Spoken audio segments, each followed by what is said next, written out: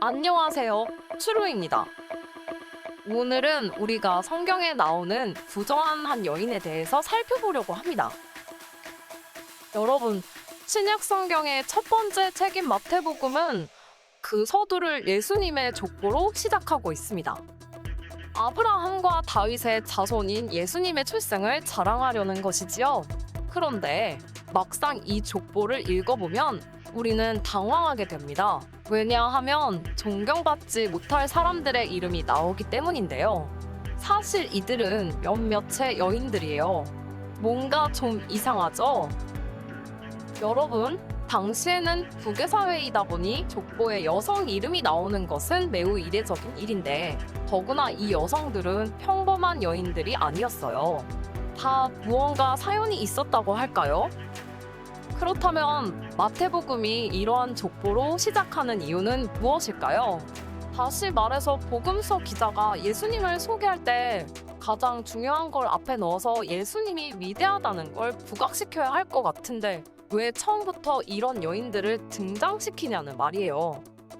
결론부터 말하면 그것은 진정한 이스라엘의 아들을 낳기 위해 해산의 수고를 감당한 여인들을 통해서 참된 아들이시고 그 아들이신 예수님이 비로소 탄생하셨다라는 걸 강조하려는 의도예요. 오늘은 우리가 이 여인들 중에서 다말이라는 여인을 함께 살펴보려고 해요. 여러분, 다말은 누구일까요? 그녀는 구약에 나오는 여인인데 유다의 며느리예요. 그런데 그녀의 정체성을 한마디로 말하자면 창녀가 된 여인이라고 할 수 있어요.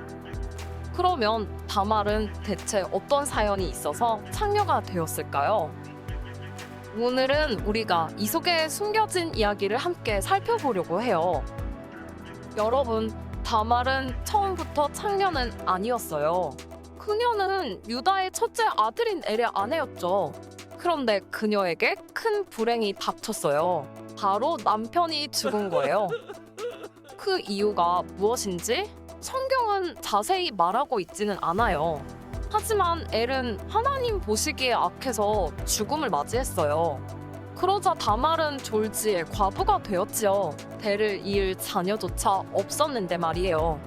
여러분도 잘 아는 대로 과거에는 후손을 낳고 대를 잇는 것이 무척이나 중요했잖아요. 그래도 다행히 이스라엘에는 계대혼수법이라는 법이 있었어요. 쉽게 말하면 형사취수죄를 일컫는 건데 자녀를 낳지 못하고 죽은 남편을 위해서 남편의 형이나 동생이 자녀를 가질 수 있게 도와주는 것을 말해요. 죽은 엘에게는 오난이라고 하는 동생이 있었죠. 하지만 오난은 형수인 다말과 동침했을 때 형의 대를 이어주지 않으려고 했어요. 오난이 그 씨가 자기 것이 되지 않을 줄 알므로 형수에게 들어갔을 때 그의 형에게 씨를 주지 아니하려고 땅에 설정하매 오난은 형에 대한 의무를 다하지 않았죠. 그러자 하나님 보시기에 그 모습이 너무나 악해서 하나님은 오난을 죽게 하셨어요. 이제 다말은 남편도 죽고 도련님까지 죽는 일을 경험했어요. 한편 엘에게는 막내 동생 셀라가 아직 남아 있었어요. 하지만 셀라는 대를 이어주기에 마땅하지 않았어요. 왜냐하면 아직 어렸고 더 중요한 것은 시아버지 유다가 남은 막내마저 어떻게 될까봐 그를 다말에게 주지 않았다는 사실이에요. 그리고 심지어 유다는 당분간 지내고 오라고 하면서 다말을 친정으로 보내버리고 말았어요. 바로 여기서 문제가 생겨요. 친정에서 지내던 다말은 여러 생각을 하게 되었어요. 그리고 결국 결심했어요. 바로 남편의 자손을 잇기 위해 어떻게든 씨를 받아내겠다고 작정한 것이지요. 얼마 전 시아버지 유다는 아내와 사별하고 마음을 추스리기 위해 지인이 있는 dim나라는 곳에 머물고 있었는데 그때 며느리 다말은 유다를 찾아갔어요. 창녀로 변장을 하고 말이에요. 유다는 어느 날 길을 가다가 아리따운 여인을 보고 그녀와 동침하기에 이르렀어요. 그냥 혼자 지내는 여자로 생각한 거지요. 그런데 그녀는 사실 변장한 다말이었고 다말은 유다에게 담보물로 도장과 끈과 지팡이를 받았어요. 후에 유다는 자기 물건을 되찾아오려고 이 여인을 찾지요. 그리고 수소문한 끝에 이 동네에는 창녀와 같은 그런 여인이 없다는 대답을 듣게 돼요. 유다는 참 이상하다 생각을 하죠.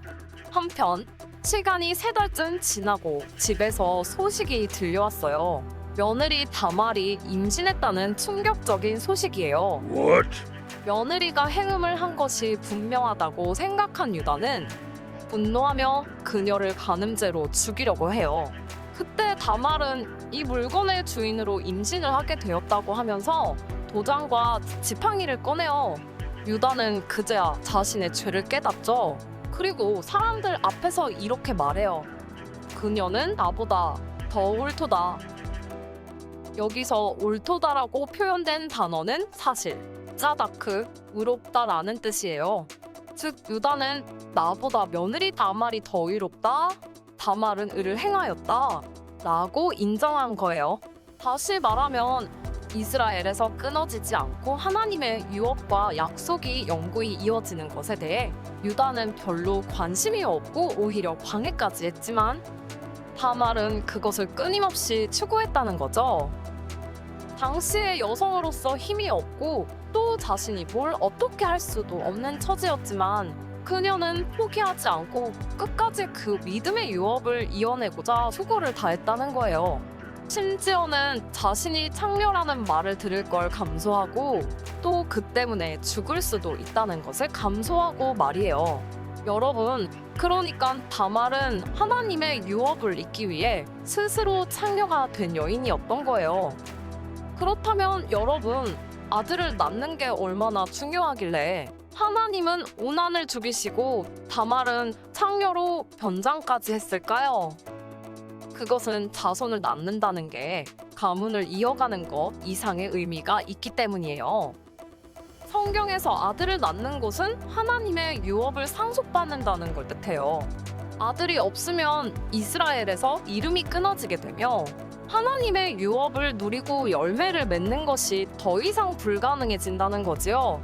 그렇기 때문에 하나님은 남편의 형제된 의무를 다해 주어서 이름이 끊어지지 않게 하라고 법으로까지 말씀하셨어요. 형제들이 함께 사는데 그중 하나가 죽고 아들이 없거든 그 죽은 자의 아내는 나가서 타인에게 시집 가지 말 것이요. 그의 남편의 형제가 그에게로 들어가서 그를 맞이하여 아내로 삼아 그의 남편의 형제된 의무를 그에게 다 행할 것이요.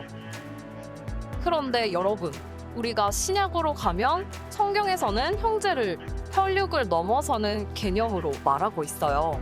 바울은 율법을 해석하면서 율법 안에 있는 영, 그 본질을 보는 것이 중요하다고 말했지요.